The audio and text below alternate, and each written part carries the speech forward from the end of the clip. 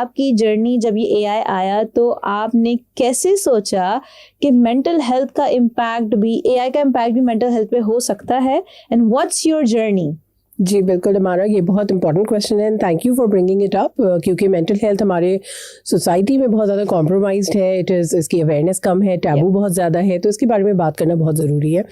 एक तो वैसे ही इसके बारे में कम मालूमात है, और एआई के आने के बाद ज़ाहिर है इसके डेंजर्स और ज़्यादा बढ़ गए हैं।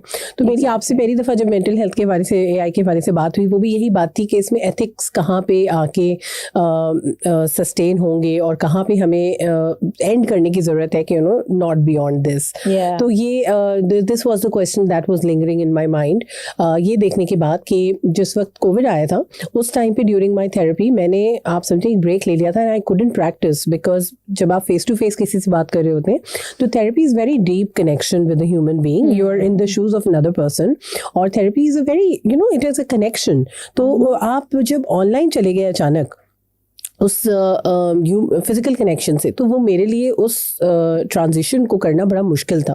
And I actually went to my supervisor और मैंने कहा मुझसे ये काम नहीं हो रहा, because it is very impersonal और distant, I can not see the body cues, I can not see the body language.